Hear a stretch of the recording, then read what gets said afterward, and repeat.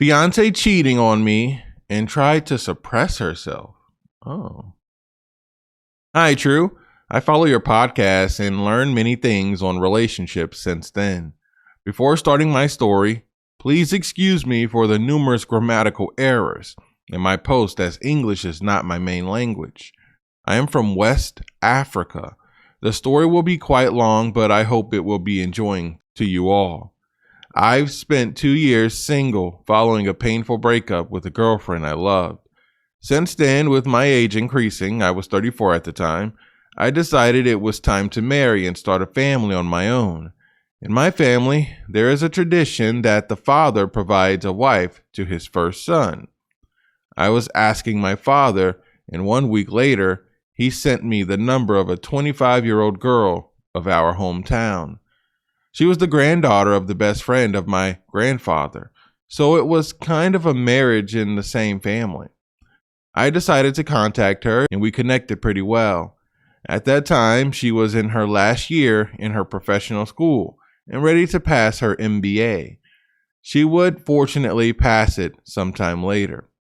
We start dating after 4 months, and I propose 1 year after she passes her MBA. I then decide to take an apartment. I was still living with my father at that time, as we needed some privacy. My job at that time obliged me to do some travel in order to meet clients frequently. So each month I was absent during 5 to 10 days. My fiancée complains to me many times because of this, and I reassure her that the job pays well and that I'll buy her anything she wants, anytime. And it somehow calmed her down. All was well and good in my life until one day, one of my neighbors approached and was asking me the reason for my frequent absences. After telling him the reasons, he says, "The mouse in your house dances every time when the cat is out." I was pretty confused about his words and I asked him to explain.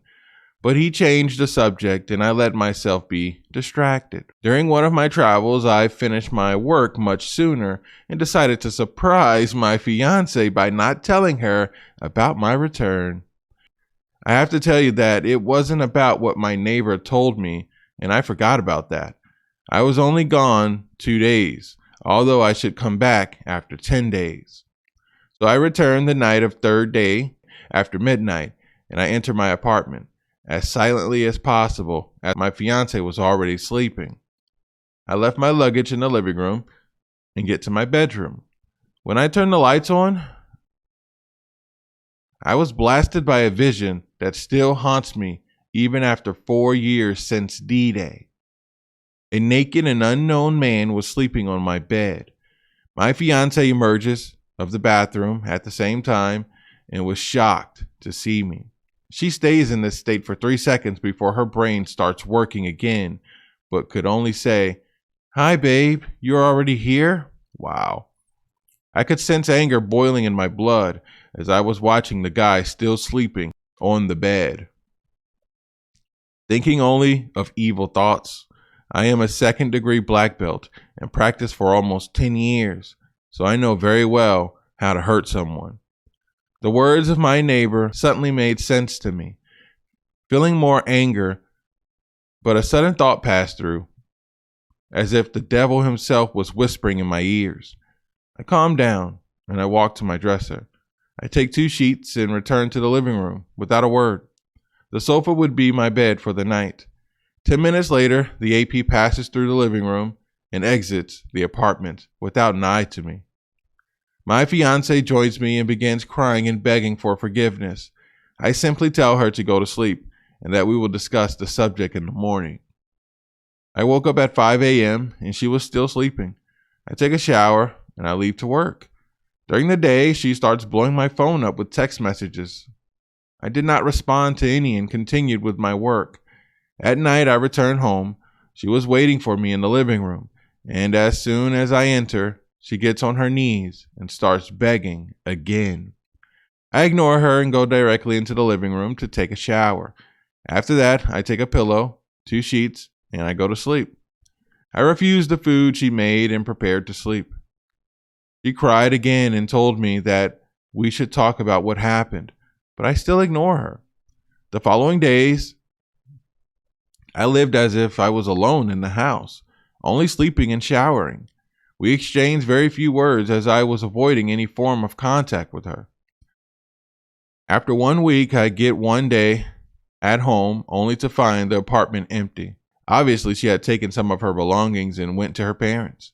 I knew it because the following day, her mother called me and was asking me if there was some trouble. I simply respond that my fiancée wanted to spend some quality time with her family, and she somehow seemed to buy it. The Sunday following her departure, I went to her parents. Her father sat with me with a worrying face. He informed me that his daughter spent most of the time in her old bedroom and refused to speak to anyone. Knowing very well what is really going on, a smile appears on my face. In Africa, a woman's infidelity is unacceptable, as it brings shame not only to her, but to her entire family.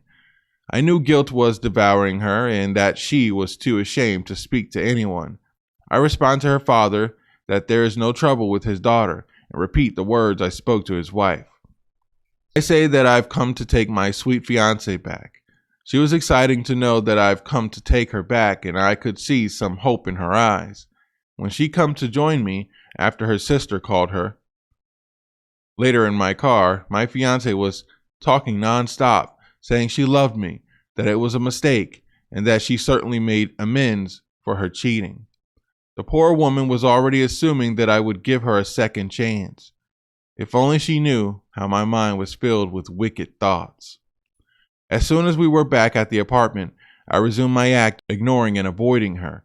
To her disappointment, at one point, desperate to get my attention, she even was asking me to punish her physically and that she would not press charges towards me. I said nothing and continued what I was doing.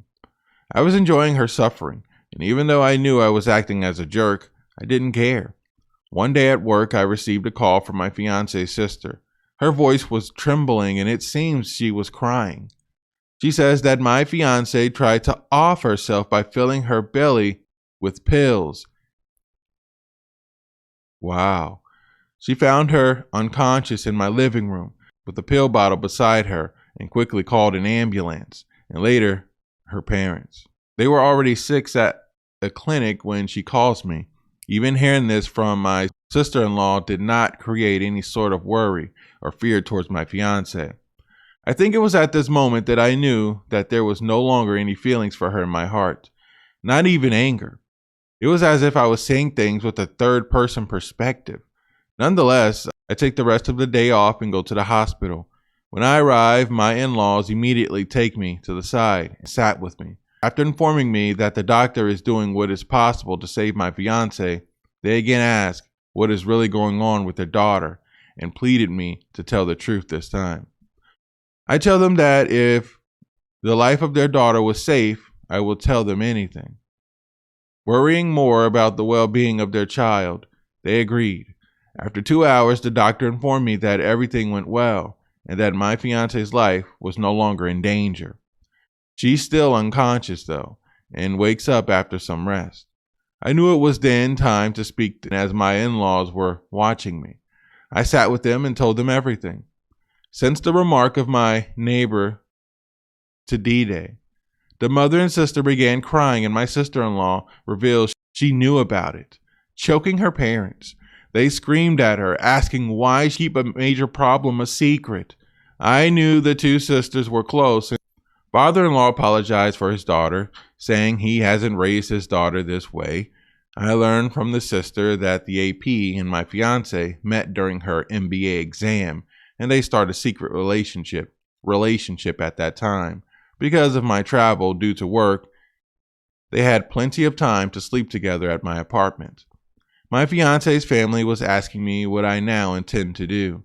I informed them that I can no longer proceed to marry their daughter, and they seemed to understand, although the mother pled for a second chance for her daughter. Her husband stopped her and sent fiancé's sister to go fetch all the belongings of my now ex, and thanked them and returned to my apartment with her. We packed all of my ex's belongings and she went back to her parents' home. with everything. The rest of my ex packages will be sent later. X was discharged of the hospital. 4 days later, starts blowing my phone up with calls and text messages, pleading for a second chance, blah, blah, blah. I never intend to take her back.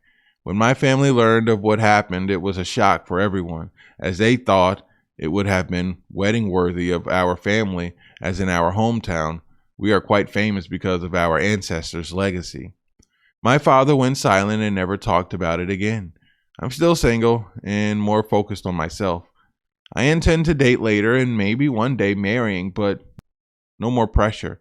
I've learned my lesson and vowed to never give my heart to any woman again. Thank you all.